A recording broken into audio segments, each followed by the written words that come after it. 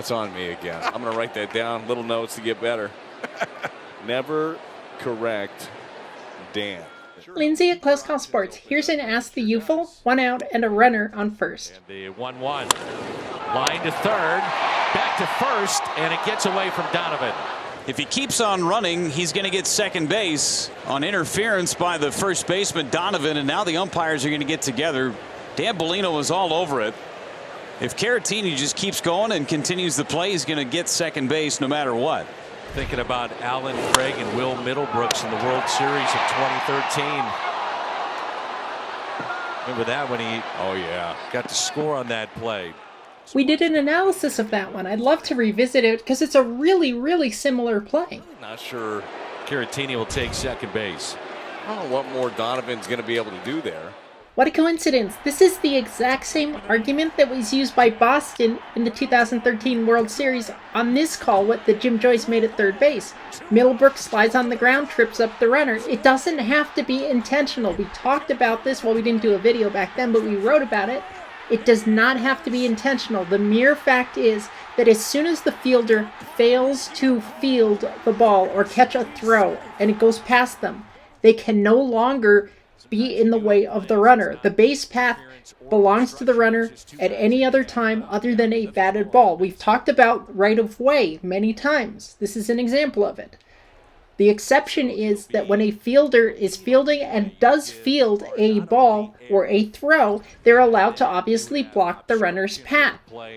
Here, the ball goes past the fielder, so he is no longer allowed to block the runner's progression, and because he impedes the runner, that is obstruction.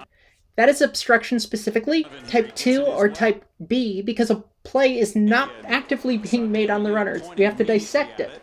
Because the ball is already thrown past the fielder missed, so there is no longer an active play on the runner. That means that we go to the nullify the act penalty, and the nullification of obstruction in this situation says that had obstruction not occurred, the runner would have achieved the next base on that overthrow, and that is why the runner is awarded the next base. You get interference if you're the base runner, you get obstruction when you're the defender. I think it's the right call. I mean, your instincts say I got to go, and then once a guy tackles you and you can't go any further, it's like, well, now I got to get back. I can't make it now. So in the heat of the moment, absolutely give him the next base. Ollie Marmol talking with the crew chief, Andy Fletcher, and Dan Bellino. Dissecting that rule, he said you can only leave him, you can only let him go there if he continues to run. Again, that's a common misconception. The rule itself is to nullify the act, which means what would have happened had obstruction never occurred. Well, then you're asking all the players to be completely versed and to be able to cite the rule book on a whim in a moment after a line drive to third and you're tackled at first. And Dan Bellino going through the letter of the law right now. I'd hope so. He's a lawyer. With Ollie Marmol. And Andy Fletcher's trying to say, hey, let's go.